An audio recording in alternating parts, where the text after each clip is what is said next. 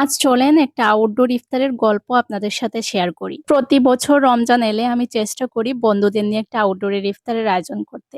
আগে যখন মেসে থাকতাম তখন মেস থেকে রান্না করে নিয়ে যেতাম, আবার বন্ধুরাও তাদের মতো করে রান্না করে কেউ বা কিনে নিয়ে আসতো। সবার ছোট আয়োজনে হয়ে যেত সুন্দর একটি সময়। আমার হাজবেন্ড চেয়েছিল বাসায় কিছু গেস্টদের দাওয়াত দিয়ে ইফতার করাবে, তো আমি তাকে আজকের এই আইডিয়াটা শেয়ার করলাম। সে বলল, তাহলে তুমি অ্যারেঞ্জ করে ফেলো, আমি সবকিছু তোমার সাথে হেল্প করব। তো এই তো আজকের এই আয়োজনটা হচ্ছে। আমি সকালে ঘুম থেকে উঠে সবকিছু শুরু করে দিলাম কাটাকাটি। কাজগুলো আগে গুছিয়ে নিলে সহজ হয় সবকিছু, কারণ আমি সব সময় চেষ্টা করি আগে সব উপকরণ রেডি করে রাখতে, এতে রান্না করার সময় অনেক সুবিধা হয়। আর একটা কথা হলো, রান্না করতে গেলে আমার একটু জায়গা বেশিই লাগে, তাই আগে সব গুছিয়ে নিলে পরে রান্নাঘরটা আর নোংরা হয় না, কাজ সহজ হয়। আজকের আয়োজনে ছিল আলুর চপ, পেঁয়াজু, পাখুড়া, ছোলা, খিচুড়ি আর ডিম। শুনতে সহজ মনে হলেও একা একা এতগুলো আইটেম রান্না করা আসলে বেশ কষ্টকর। প্রথমেই খিচুড়িটা আমি বসিয়ে দিয়েছিলাম, কারণ খিচুড়ি রান্না করতে একটু সময় বেশি লাগে। এর মধ্যে অন্য সব কাজগুলো করা যাবে যদি আমার খিচুড়িটা হয়ে যায়। সত্যি বলতে একদিকে রান্না করা, অন্যদিকে ভিডিও করা,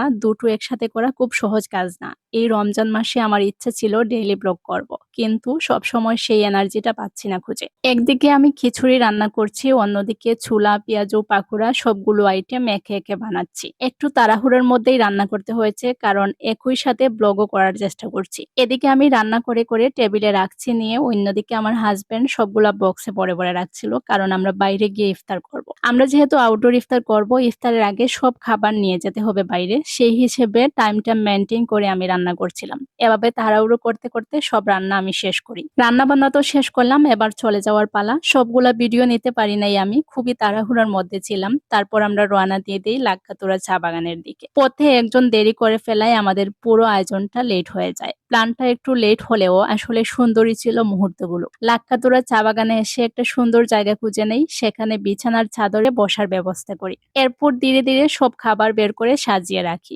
ওয়ান টাইম প্লেট আর গ্লাস নিয়ে গিয়েছিলাম, সেগুলোতে খাবারগুলো সার্ভ করি আমরা দুজন। প্ল্যান ছিল চারপাশটা একটু ঘুরে সুন্দর করে ভিডিও করব, কিন্তু দেরি হওয়াতে সেটা আর সম্ভব হয়নি। তবে একটা সত্য কথা, সব সুন্দর মুহূর্ত ক্যামেরায় বন্দি করার জন্য না, কিছু সুন্দর মুহূর্ত আছে যেগুলো শুধুমাত্র নিজেদের মধ্যে উপভোগ করার জন্য। আজকে রান্না বান্নার দায়িত্ব ছিল আমার, কিন্তু সবকিছু অর্গানাইজ করার দায়িত্ব ছিল আমার হাজবেন্ডের। যেমন রান্না করে আমি তার হাতে দিয়েছিলাম, সে সবকিছু বক্সে নিয়ে গিয়েছিল এবং সেখানে গিয়ে সবকিছু অ্যারেঞ্জ করেছিল। এভাবেই আমরা দুজন সবকিছু সুন্দরভাবেই মেনটেন করেছি। আমি চেয়েছিলাম আরো একটু বড় পরিসরে আরো কিছু রান্না করতে, কিন্তু সেই রকম সুযোগ সুবিধা হয় নাই, যেহেতু আমি একা একজন। এখানে আমাদের পলাশ ফুল ছিল, দেখেন ফুলের ছোঁয়ায় আসলে সবকিছুই সুন্দর হয়ে গিয়েছে আমাদের।